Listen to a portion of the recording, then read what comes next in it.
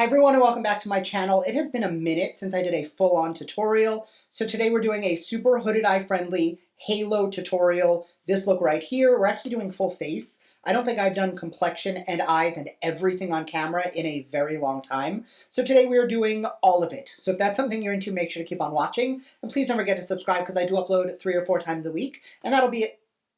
I just realized I upload every other day. I feel like that's easier than 3 or 4 times a week. I upload every other day, so that'll be the best way to stay up to date on all the fun stuff I'm posting. So if you want to see how we got this look right here and walk through a full tutorial with me right now, stay tuned.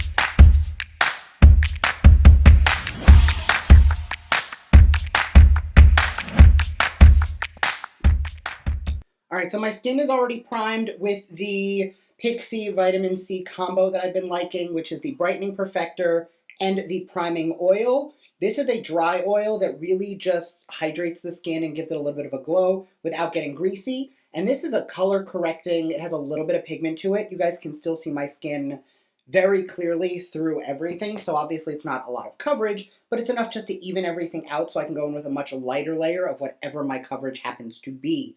My combo today, because I am at the point where I'm doing like my best of beauty roundup for the year, so I'm playing around with different combos again just to make sure I'm getting it right. So you guys already are gonna know that my favorite foundation or complexion product is the MVP from Beauty For Real, but I'm playing around with some other combos just to get some like honorable mentions. So today's combo is gonna be Tarte Shape Tape and the Omakiage Woke Up Like This foundation. So this is weird because I cannot tell you the last time I wore a full foundation. So I'm going to take a little bit of that, and I mean a little, it's like a pump and a half. And I'm going to take that on a flat paddle brush. The color actually matches me nicely. And I'm going to really concentrate that on the center of the face, really patting it. And then when I get towards the edges, I'm just going to lightly feather it down. I've been really liking the MVP because it's not super full coverage, so you can still kind of see your skin through it, but it still gives you coverage where you want it. So this is kind of giving me a similar effect, but like when I use the MVP, even if I don't use a tinted corrector, my skin still looks like flawless with it. So I don't know if going in with multiple products to get the same effect is ever really going to be worth it. Grabbing the Snowman sponge from Base Blue, I am going to just blend that out. I may end up needing a little bit more, but I'm not too sure. We'll see. I'm really going in with a super light layer just to make sure that everything still looks like skin. I have no idea how I used to use like 3 pumps of foundation when I used to do my makeup. Like, who was I? I am going to take a tiny bit more just because I'm noticing like the tip of the nose and the jawline, I didn't have quite enough foundation down here. So I'm just going to build it up a tiny bit. And with concealer, I don't think I've done concealer on camera in a minute. You guys know I used to go overboard on the concealer. Now it's actually very light. It's just in the places I really want to highlight. And with that one dunk, I am going to just spread this down the bridge of the nose, which will make it easier to contour later. And I used to do like that full-on triangle effect. Nowadays, just a tiny bit out here to lift the eye. And I do take a tiny bit above the brow, just to help give it a little bit more definition.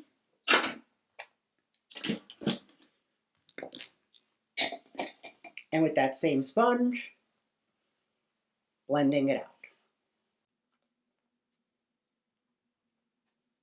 To set it down, I'm going to go in with my Huda Beauty powder. This is in the shade Cupcake.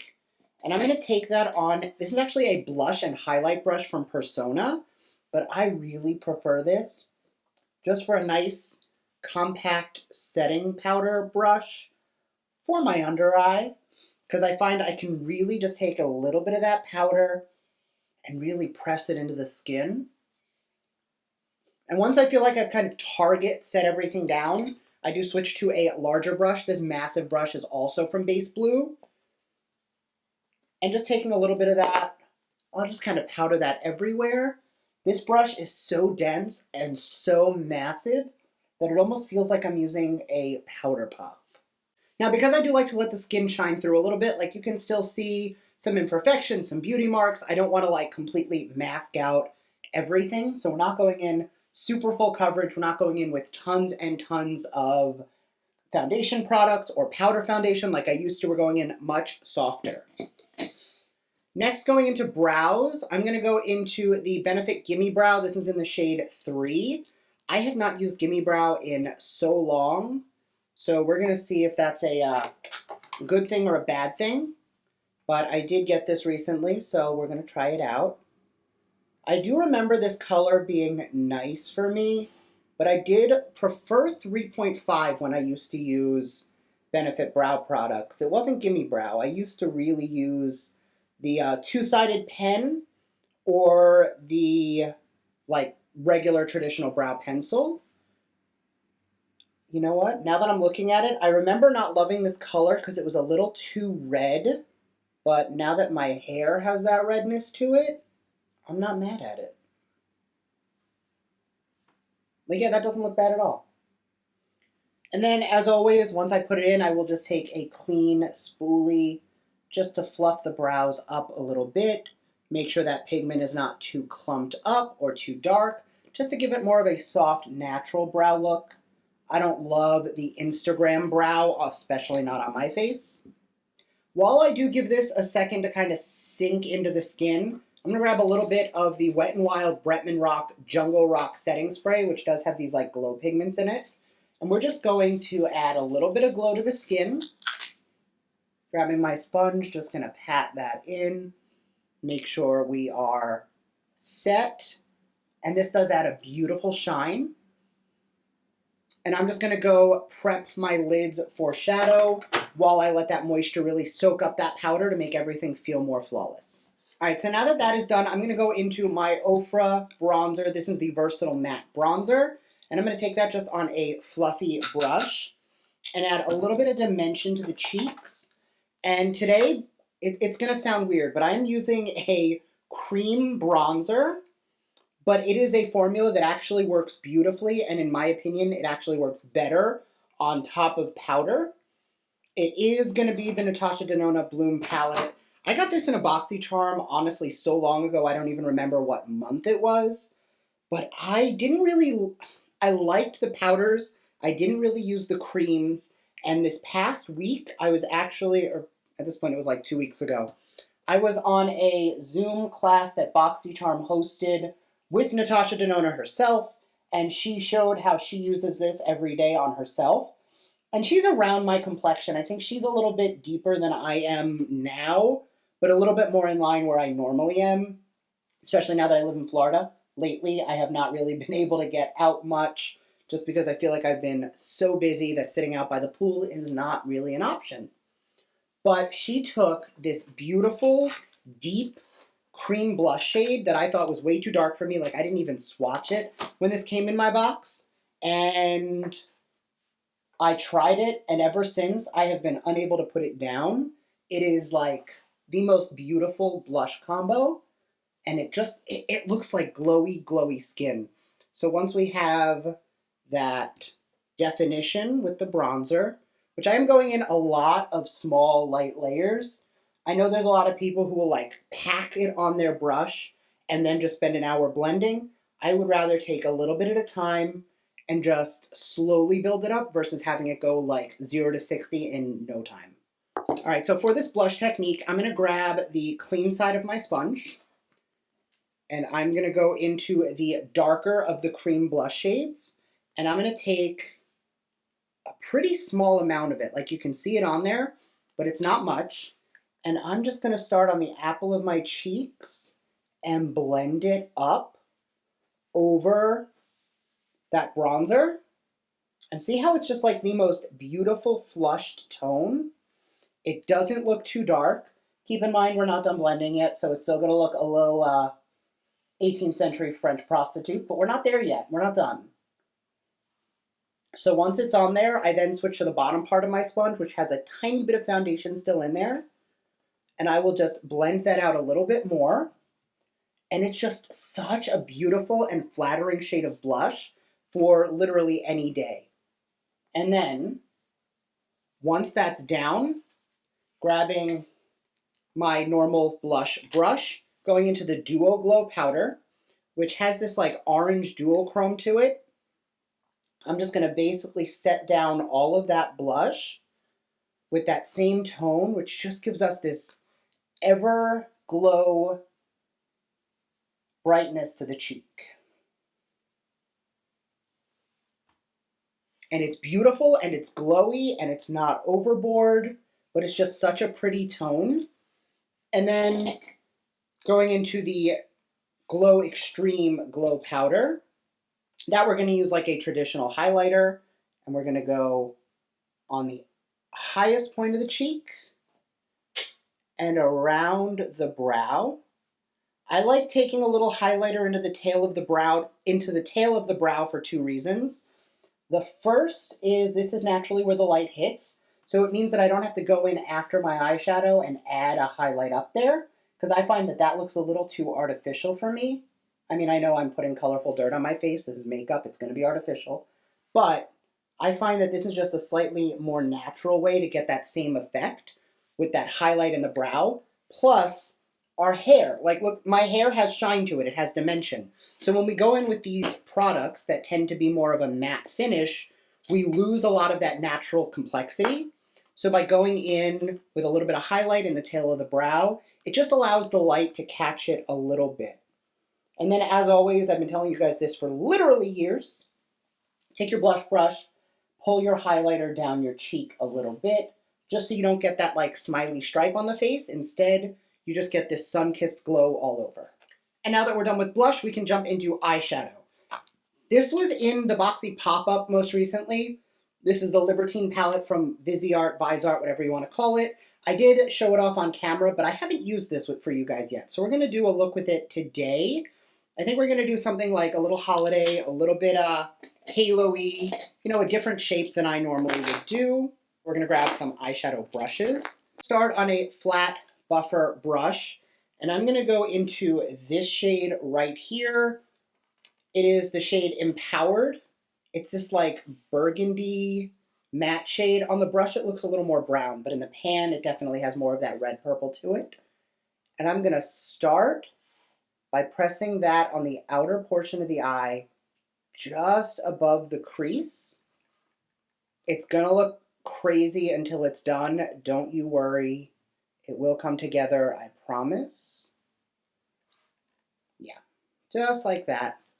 And then with a pointy brush, this is the Sigma E45, and that same color, I am going to just trace from the inner corner up to where that is.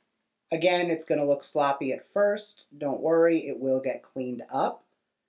But we're really just making sure that that color is in the socket of the eye, because that's going to give us a guide for where everything else is going to go. Now that that guide is down, we're going to go into that first brush with no additional product.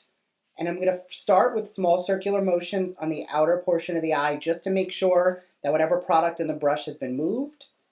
And then we're going to blend that crease. And then, for those of you with hooded eyes like me, as you blend your crease, tilt your head back and blend above your crease, just so that when you look forward and your eyes are open, that color will still be visible. Once that's down, see how when I look forward you can still see my eyeshadow? Now we just want to soften the edges. So I'm going to go into a nice fluffy brush with the shade Resistance, which is this camel brown shade right here. And I am just going to softly blend the crease with that brown. It is going to make that purpley shade go a little bit brown in the crease, but we can always re-intensify the purple down below. What we want to make sure we do first is really blend out those edges so that the eyeshadow, when our eyes are open, just looks so much more precise. And you guys know one of my favorite tips is, this is the shade Rebellion, the like matte bone color. Take a little bit of a bone color under your brow bone and blend it down towards your eyeshadow where it stops. and it'll just give you a smoother gradient so that everything just looks much more blended. You can use this with an eyeshadow, you can use this with your face setting powder, you can really use this with anything, and it's just going to make sure that the edges look super smooth so everything looks nice and blended. Now that that base is there, we're going to take that first color and we're going to take a decent amount of that, and I am going to build up that burgundy maroon shade. I know burgundy and maroon are not the same color, but in the pan, it looks more red, and on the brush, it looks more brown. So it's somewhere in between the two, depending on what you're looking at. And I'm just going to build up that outer portion of the eye and the crease. For right now, I'm not going to build up the inner corner just yet, because we're going to do that after, because we don't want it to get too muddy. The outer corner is going to be easier because we can always build up that depth. The inner corner, we want it to look good and dark for the look to make sense, for the halo, but we don't want it to get too muddy or you actually end up closing the eye off. And this is a trick for those of you like me who don't have a ton of lid space, but you still want to do like a halo eye. You totally can. Next, I'm going to go into the shade Chant, which is this like duochrome shimmer. On camera, it just looks like a sparkly, purpley, but it's got this like micro glitter in there that is definitely more vibrant in person. So we're just going to mist that shade with a little bit of setting spray. I'm going to take that on the very center of the lid, just right there, and I will lightly blend it towards the outer and inner corner, but not a whole lot. I really want to just concentrate it in the very center, right above the pupil. I haven't done a tutorial like this in a while. Once that's down, one more quick blend of the crease with that pointy brush from before, because we do want to make sure that that shimmer is below the crease at all times. And then we're going to jump one more time into that dark burgundy maroon shade, and we're just going to feather that towards the edge of where that shimmer shade began, just to make sure that it is nice and smooth and blended, but we don't lose any of that definition. I really want to keep it matte on the outer corner. Now that we have that with no additional product on this brush, we are just going to pull that darker color onto the inner corner of the eye without actually hitting the inner corner. We're really just blending that under the socket just to mattify any shimmer that's there and keep that spotlight halo on the center of the eye. All right, I'm going to go throw a purple liner on the waterline, and then I'll be back to finish up the lower lash. And while I'm doing that, I am also going to put a eyelash on. So I'm going to do lashes and liner, and I'll be right back. All right, so I did throw on a lash. It's a little heavier than I wanted, but it's all good. I took the Demolition liner from Empire liner from Urban Decay, and I took it into my waterline. And you'll notice I did kind of take it a little bit under my waterline as well, which I'm going to then go into a smudger buffer brush. And I'm just going to lightly buff that out. Because we are going super heavy on the lash, I do want to make sure that we're a little grungy on the lower lash. We're going to end up taking a whole lot of color down here because we want this to be balanced. So because the top is so extreme, we really want to buff out the bottom. So then because we have that down there, I'm going to go into that brown again on a fluffy buffer pencil brush and really just concentrate this around the outside of the eye. This is just going to kind of lift it up a little bit more. Notice I'm not putting that on the inner corner. I'm really just focusing this on the outermost portion of the eye. And then once there's like no product left on the brush, then we'll take it towards the inner corner. Back to the smaller brush, I'm going to go into the maroon burgundy shade, and I'm going to take that just on the outside, very close to the lash. We do want to keep that really tight, just to make sure the color is there so it all looks like one uniformed eye, even though we're doing a burgundy maroon on top and a purple on the bottom.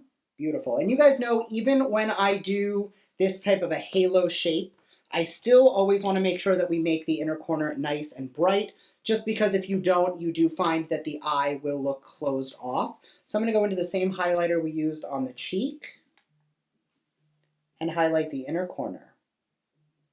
Is that you or me? Then with our fluffy brush, just blend everything together, inner to outer and then around upper. Inner to outer and then around upper.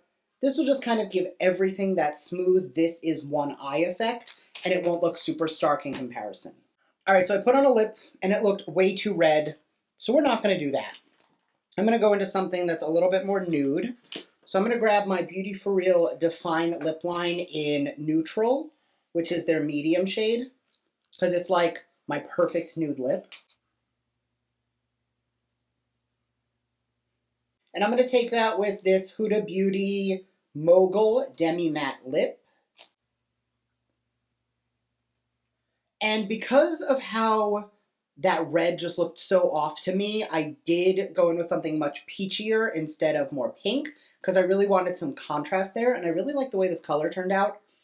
I feel like I overlined a little too much today, but honestly, that happens sometimes. So I am going to keep it and just say that I'm enjoying it because, I mean, I like it. I just feel like I overlined a tad too much on the top lip. I feel like I could have gone a little smaller.